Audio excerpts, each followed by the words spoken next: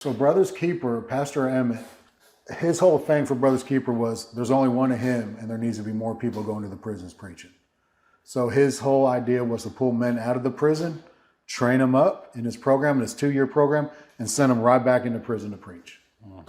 So he closed during COVID. There was nobody left in the program, and he made a promise with God. If there's no one else left in the program, he would close it. So after 11 years of doing it, there was no one in the program, so he closed it. In that 11 years, he saw almost 370 men come through there. Yeah. There was 5 graduates in those 11 years. I was the 3rd one. Wow. Out of us 5 graduates, 3 of us are still in ministry. So I'm not real good on percentage or math, Ken, but it's a very low percentage. 3 out of 370. I believe that's less than 1%. It is. And that Brothers Keeper was harder than any type of prison time I've done. Just because the doors are open, Adam, and the enemy would use it. And everyone that walked went back to drugs or went back to jail. Sure. Every single one of them. And I would watch this. I would watch these men come in. And for the most part, I think their intentions were good. Yeah. But that desire just wasn't there yet. They didn't hit the rock bottom. And every time someone would leave, it just made me fight harder and harder to keep on track. And don't get me wrong, I wasn't perfect.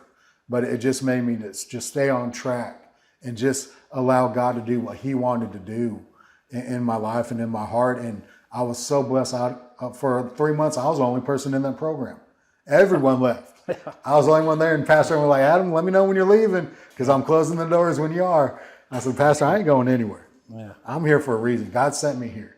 But while I was there, I had ETBU professors come do Bible studies with me, pastors, oil field workers. Just God sent all these wonderful men for me to pick parts from them, to receive from. Yeah, sweet. And just completely show me different types of men of God. It doesn't have to be this box. Yeah. God, Adam, there's all types of men of God. Just start helping, pick from these guys what parts you want and allow me to grow that in you. Yeah. And man, those 2 years were just absolutely amazing.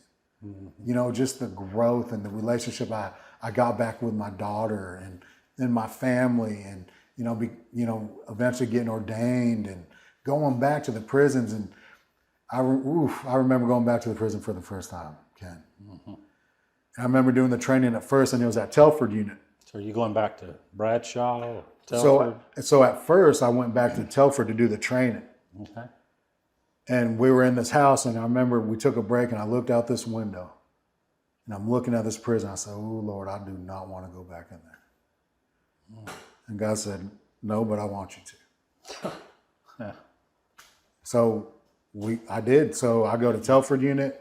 I go to Bradshaw, East Texas Recovery Unit, Gurney unit. And I love preaching. That's other than cutting hair. That's my thing to do. I love to preach the word of God. And I never feel closer to God than when I'm in a prison preaching.